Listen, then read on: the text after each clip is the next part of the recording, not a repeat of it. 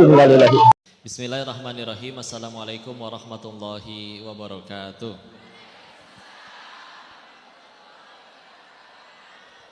Alhamdulillahirabbil alamin. Alhamdulillahilladzi anzala sakinata fi qulubil mu'minin liyazdadu imana ma'a imanihim.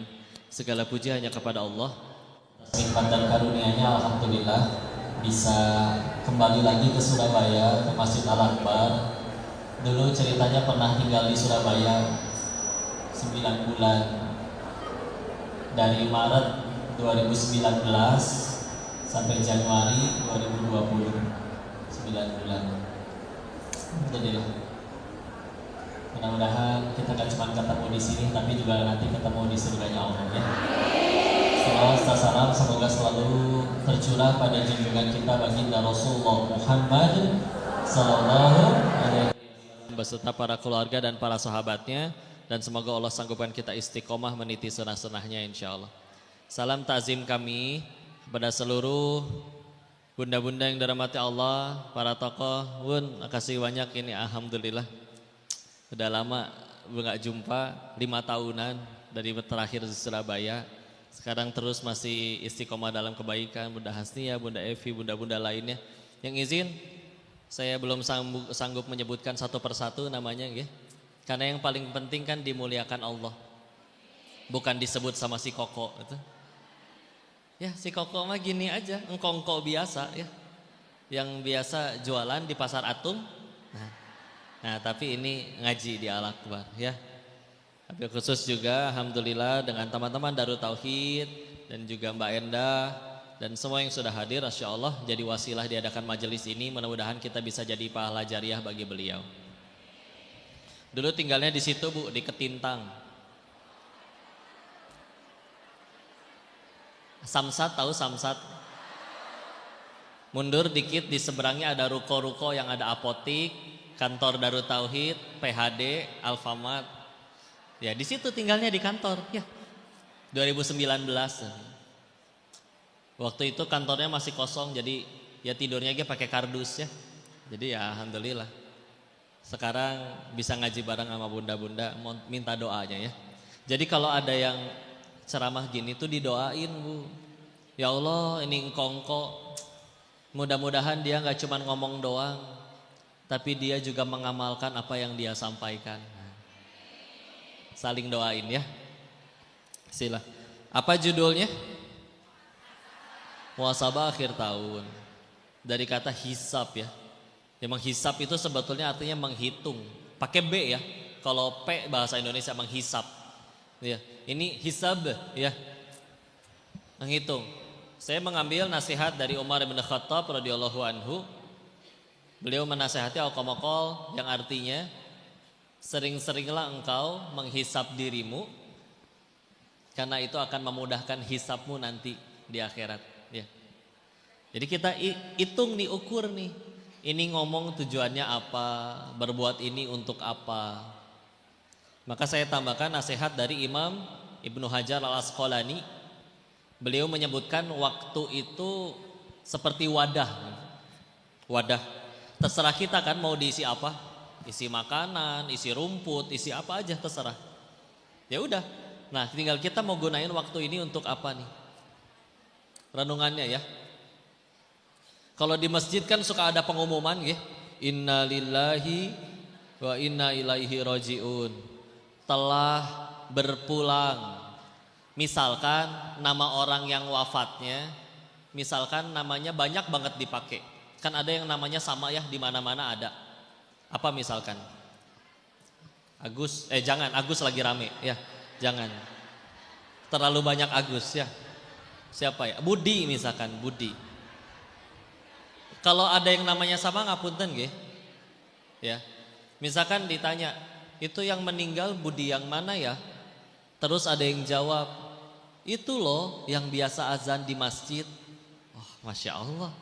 Berarti orang mengenal beliau itu. Nah, waktu ngedengar kayak gitu saya mikir, nanti pas giliran, dan pasti datang gilirannya kita bakal nyampe mati juga.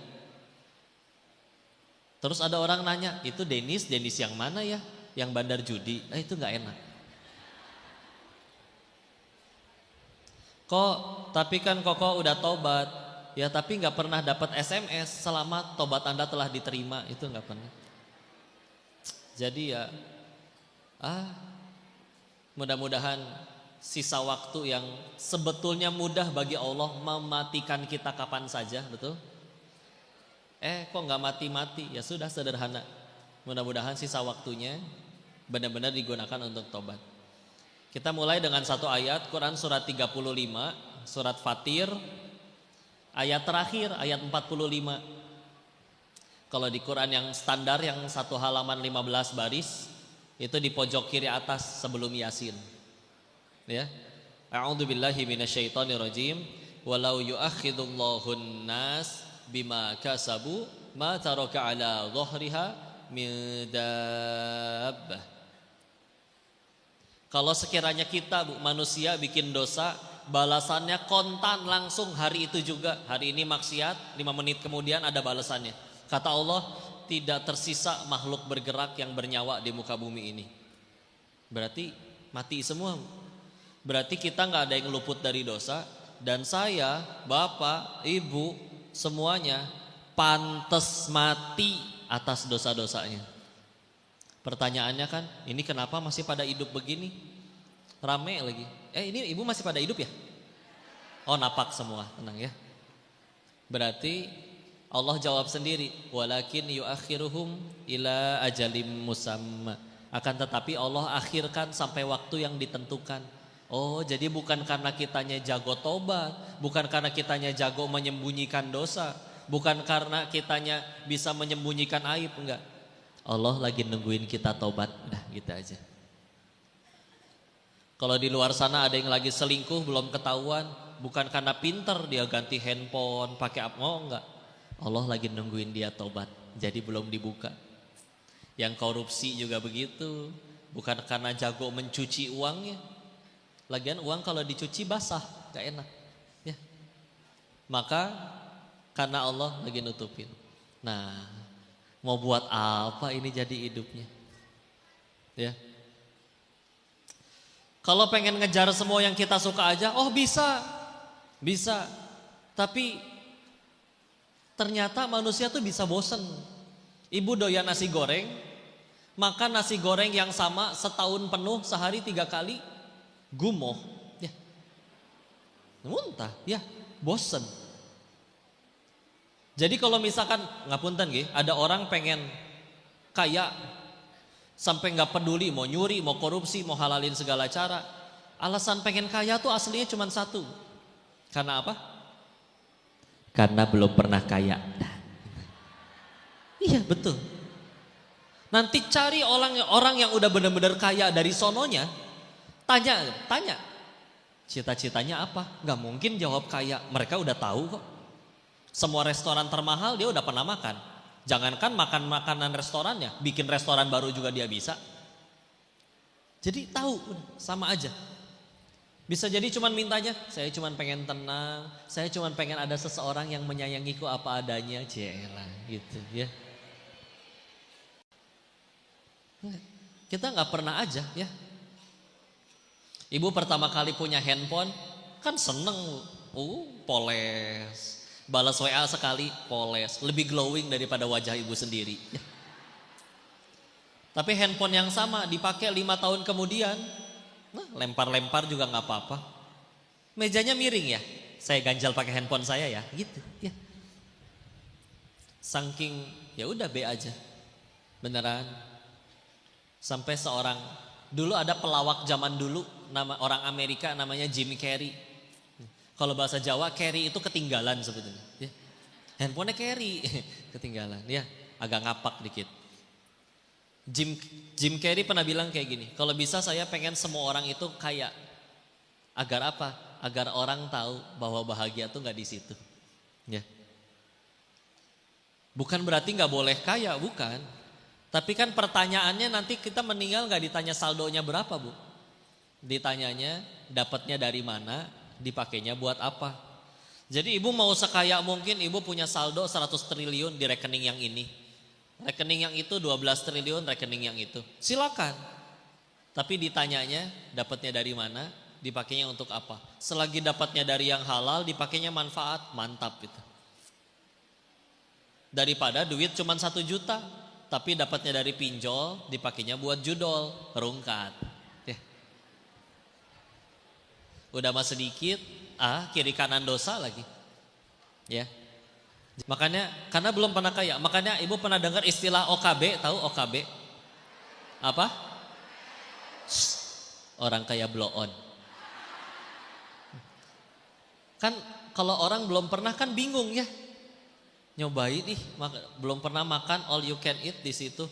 Cobain gak makan daging yang dikeliling Sasarubaya, dicobain semua. Nanti akan ada harinya berpikir sama aja ya, daging di mana-mana gitu juga. Mau tempe bacem, mau daging yang segede tutup gelas, satu porsinya segede tutup gelas, daging impor, harganya 1.600.000, coba medeni ya, Insya Allah. Dia akan mikir sama aja, bedanya cuma 5 cm. Nih 5 cm di sini nih, di lidahnya. Kalau dia cadel berarti 3 cm ya. Begitu ketelan, emang beda rasanya? Podo ae. Sama aja. Apa yang lebih sama? Keluarnya sama-sama bau. Kan gak ada, ini kenapa makanan mahal begini? Oh iya kok, nanti keluarnya wangi. Enggak, bau, pasti bau. Ya, gak mungkin enggak. Jadi silakan, para sahabat juga pengennya nongkrong sama Nabi setiap hari. Tapi enggak tuh, ada yang ketemunya Nabinya jarang. Karena harus ke medan perang, Khalid bin Walid. Ada yang harus nguasain bisnis, Abdurrahman bin Auf. Tapi semuanya ke surga enggak? Bismillah, padahal beda-beda kerjaannya. Ini monggo. Kok saya tuh nggak bisa loh ngapalin cepat kayak ustazah tadi, bacaannya bagus, masya Allah, semoga Allah merahmati beliau ya. Tapi saya jagonya dagang kok. Oh ya udah, berarti bisa jadi pahalanya dapat nanti dari zakatnya lebih besar dari orang lain, infaknya lebih besar dari orang lain. Monggo. Cuman ingat ya, kok tapi kan enak orang punya dunia. Kita bisa bicara, yuk bikin pengajian yuk tentang cara kaya ala Abdurrahman bin Auf. Bisa, mau berapa episode juga berani. Tapi kadang perbedaannya terlalu mendasar. Yaitu beliau Abdurrahman bin Auf jadi kaya itu efek samping. Kita pengen jadi kaya tujuan utama. Nah ini agak repot. Sampai punten. Mbak kok rajin banget sholat duhanya? Iya biar dagangan saya laris. Boleh tidak? Boleh, sebetulnya gak apa-apa. Bagus mintanya masih ke Allah. Allah yang suruh minta. Uda'uni astajib lakum. Surat 40 Ghafir ayat 60. Minta padaku nanti aku kabulin, daripada kamu minta ke yang lain. Tapi kalau bisa dibilang, ibarat kalau ada perlombaan, ada 10 hadiah. Hadiah paling tingginya rumah, hadiah paling kecilnya pensil. Nah ketika kita minta ya tadi sekedar dagangan laris, terlalu receh. Misalkan ya ada yang jualan kaos kaki gak? Belakang. Misalkan ditanya ya, pernah ditanya ke pedagang kaos kaki, Bu Pak kaos kakinya berapa Pak? 10.000 deh. Modalnya berapa? 8.000. Masya Allah, ngambil untungnya cuma 2.000. Iya. Ada yang menghina, Pak kalau mau kaya mah jangan jualan kaos kaki, mendingan jadi koruptor. Atau bahkan dibilang mendingan ikut si Koko ke Thailand jadi bandar judi. Kurang ajar ya. Kalau tujuannya duit, betul. Tapi kan kita tahu mentok sama aturan Allah. Koruptor kaya betul, emang pada bahagia, repot hidupnya ya. Sehingga bapak ini malah ngejawab, oh dagangan saya sukses bukan ketika saya jadi kaya, tapi ketika dagangan saya dibeli oleh saudari saya sesama muslimah, dipakai menyempurnakan menutup auratnya, kecipratan pahala jariahnya, nikmat. Masya Allah. Karena kalau bahagia harus yang paling kaya dulu, Allah dong yang gak adil. Kan yang bagiin rezeki Allah. Tapi ada tuh yang ternyata jangankan mikir ke sana ya. Ada orang yang mungkin kita lihat ya Allah, naik mobilnya bagus terus, tapi nangis melulu di dalam. Pas lagi nangis dia ngelihat yang di lampu merah sambil kecerik-kecerik atau sambil hujan-hujanan, belum tentu pernah ngerasain mobil sebagus itu, tapi kok cengengesan melulu bahagia. Ini mbak-mbak yang ada di sini, saya yakin pasti di sini ada seorang istri yang suaminya pulang cuman bawa seblak, sego pecel, udah dipeluk, dipersyukur. Makasih suamiku, Masya Allah. Di luar sana kita pernah diperlihatkan ada istri yang minta cerai dari suaminya karena tidak dibelikan mobil yang kelima, ada. Mungkin mobil ke-1 sampai mobil ke-4-nya mobil Hot Wheels yang kecil gitu ya. Jadi ngambek dia. Tapi ya udah, mau ngejar apa? Ya. Banyak uangnya, sempat kepake, belum tentu. Ya. Kayak ngapunten ya. Nanti kalau di Bogor biasanya ada daerah namanya Puncak, itu banyak villa ya. Kalau di Surabaya mungkin harus agak kayak ke Malang ya. Banyak villa-villa, batu ya. Di sana banyak villa. Kadang kalau mau jujur, villa gede, mahal, yang paling nikmatin kadang kalau mau jujur bukan yang punyanya. Tapi si mbok ya, si mbah yang jaga di sana, tiap hari seger itu berenang. Masya Allah, lari-larian sama suami istri jaga villa. Mbak, masih nanti malam mau tidur di lantai berapa sayang? Tiap bulan digaji, bisa ngejelasain villa tiap hari. Token habis tinggal telepon si bos. Enak. Makanya ibu kalau pengen bahagia jaga villa. Nanti tenang hidupnya ya. Bukan begitu maksudnya ya. Coba bosnya belum tentu datang setahun sekali loh Bu. Belum tentu datang setahun sekali. Token habis telepon isi. Tiap bulan gaji karyawan. Dan yang paling repot dihisap. Mentok badan manusia mah. Bisa beli villa banyak, tetap aja tidurnya di atas kasur. Segede-gedenya kasur 2x2. Gak mungkin dia ngegelinding guling-guling ke setiap bagian rumahnya. Ya, capek tidak? Capek. Bukan gak boleh punya sih, bukan. Cuman kan kadang untuk membuat jadi rezeki itu skenario Allah terserah. Kayak misalkan contoh ya, pernah ada guru ngaji pengen punya motor karena capek kan, nggak mungkin tiap hari ngajar jalan kaki. Tapi gimana, uang cuman punya 4 juta, motor baru kan 20 jutaan. Dia cuma punya 4 juta. Suatu ketika, mohon maaf, ada orang main judi bikin dosa. Lagi dikasih menang. Akhirnya beli motor. Karena ngerasa menangnya judi gampang, ketika dia uangnya habis dia jual lagi motornya. Dijual, dapat info ke guru ngaji tadi. Berapa Pak? Saya sih beli 20 juta, tapi saya lagi butuh cepet nih. Bapak adanya berapa? Sejujurnya saya cuman punya 4 juta. Ini kalau mau uangnya cash ada. Ya udah dah, daripada nggak laku, udah weh. Karena dia lagi butuh cepet buat main judi lagi. Bagi satu sisi yang dosa dibiarin terus ngedosa, atau jadi pelajaran, ya Allah saya habis-habisan jadi berhenti. Yang soleh weh tetap, dia tetap dapat, ya Allah dapat motor 20 juta seharga 4 juta, kan kebaikan. Gimana Allah ya, tinggal kita ngundang supaya kebaikan itu datang ke kitanya gimana.